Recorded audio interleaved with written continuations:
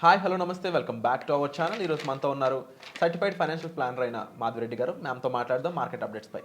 Hi ma'am. Hello అండి. Ma'am, markets కుప్పకూలాయి అని ట్యాగ్లైన్ పర్ఫెక్ట్ సూట్ అవుతుంది అవునండి, అవును. సో దీనికి మెయిన్ రీజన్స్ సెన్సెక్స్ ఏమో -500 పాయింట్స్ లిటరల్లీ, ఇంకోటి -188 ఏమో నిఫ్టీ నడుస్తూ ఉంది.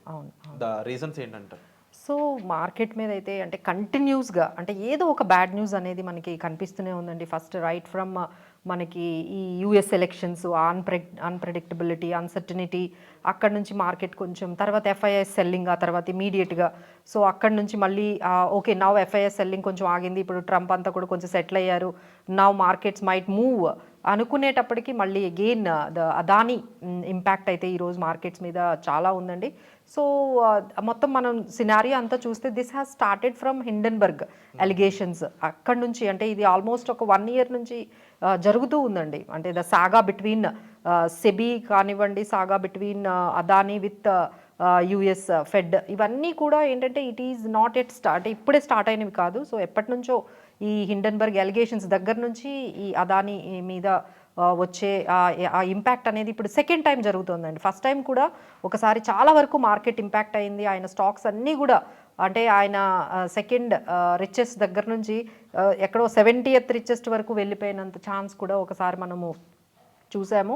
దిస్ ఇస్ సెకండ్ వేవ్ అని మనం చెప్పుకోవచ్చు. సో దానికి ఈ థర్స్డే వెరీ బ్యాడ్ న్యూస్ అండి. ఎందుకంటే అక్కడ ఫెడరల్ ఏదైతే మనకి వాళ్ళు ఉన్నారో అంటే యుఎస్ ఫెడ్ ఏం చెప్పింది అంటే లైక్ బ్రైబరీ అనే అలిగేషన్స్ వీ హ్యావ్ కన్ఫర్మ్డ్, ఆయన మీద బ్రైబరీ అలిగేషన్స్ ఏవైతే ఉన్నాయో అది కన్ఫర్మ్ చేసినట్టుగా వాళ్ళు $250 million బ్రైబరీకి సంబంధించిన కేసులో హీ ఫౌండ్ గిల్టీ కన్ఫర్మ్ చేసినట్టుగా వచ్చింది. సో ఎప్పుడైతే ఆ నెగిటివ్ న్యూస్ అక్కడి నుంచి వచ్చిందో సో ఇమీడియట్గా మన మార్కెట్స్ అనేవి ఇంపాక్ట్ అయ్యండి. సో ఆయన స్టాక్స్ అంటే ఎస్పెషలీ అదానీ ప్యాక్ అంటే అదానీ గ్రీన్ కానీ, అదానీ పోర్ట్స్, అదానీ ఎంటర్ప్రైజెస్, అదానికి సంబంధించి ఒక 7-8 కంపెనీస్ ఉన్నాయండి. ఏసీసీ, అంబుజా సిమెంట్, ఇవన్నీ అదానికి సంబంధించిన స్టాక్స్ అన్నీ కూడా ఆల్మోస్ట్ 10 to 20% వరకు కరెక్ట్ అయిపోయింది. అంటే మార్కెట్ నుంచి 2.53 lakh crore ఆయన ఇంపాక్ట్ అంటే అంత ఇంపాక్ట్ అనేది మనకి మార్కెట్లో కనిపించింది, వైపౌట్ అయిపోయింది అదాని. సో ఎన్ఎస్సి కూడా వాళ్ళు కూడా క్లారిఫికేషన్ అడిగారు. సో ఇంత ఒకేసారి వాళ్ళ స్టాక్స్ అన్నీ కూడా ఈ విధంగా 2.5 lakh crore వరకు వైపౌట్ అయిపోవడానికి కారణం ఏంటని వాళ్ళు అడుగుతున్నారు. సో ఒకవైపు మన రాహుల్ గాంధీ కూడా ఈరోజే అరెస్ట్ చేయాలి ఎలా అయినా, ఇది ఇప్పటి నుంచి కాదు ఎప్పటి నుంచో. So Modi is helping for him, దానిని కొంచెం హెల్ప్ చేస్తున్నారు. సో అలానే మాధురి బిచ్ కూడా అంటే సెబీ చైర్మన్, ఆమె కూడా అదానీని కొంచెం ప్రొటెక్ట్ చేస్తున్నారు. సో ఆమెని రిమూవ్ చేయాలి, ఈయనని అరెస్ట్ చేయాలని. సో ఆల్రెడీ సో చాలా పెద్ద అలిగేషన్స్ అయితే అవుతున్నాయండి. సో డెఫినెట్లీ మార్కెట్స్ అయితే 23,300 వరకు అంటే అక్కడ కొంచెం స్ట్రగుల్ అవుతూ ఉంది. సో అంటే ఇప్పటి వరకు చూసుకుంటే 3,000 పాయింట్స్ అండి. అంటే మనం ఇవన్నీ కరెక్షన్స్, యూఎస్ ఎలక్షన్స్ కానీ, ఎఫ్ఐఎస్ సెల్లింగ్ కానీ, corporate earnings, now Adani impact, so ఈ మొత్తం దాంట్లో సో మనకి మార్కెట్లో నిఫ్టీ 3,000 పాయింట్స్ అనేవి మొత్తం కరెక్ట్ అయిపోయిందండి. So right now we're seeing at the support at 23,200, 23,300 దగ్గర ఈ రోజు కానీ ఆగినట్లయితే then we can see at least ఒక 23,500, 23,600 లెవెల్ వరకు వెళ్తుంది. అదర్వైజ్ ఇంకా డౌన్ సైడ్ కానీ వెళ్ళినట్లయితే ఇక 2,800 కూడా వెళ్ళిపోయే ఛాన్సెస్ అయితే మార్కెట్లో కనిపిస్తున్నాయి. So now the entire market is in the grip of very very negative న్యూస్తో అయితే ఉందండి. ఒకవైపు వార్ ఎస్కలేషన్ కూడా సడన్గా పెరిగింది. Biden has given for the వాళ్ళని ఏంటంటే మీరు మా యూఎస్ ఏవైతే వెపన్స్ ఉంటాయో మీరు యూజ్ చేసుకుని రష్యా మీద అటాక్ చేయండి అని చెప్పి ఆయన ఒకవైపు.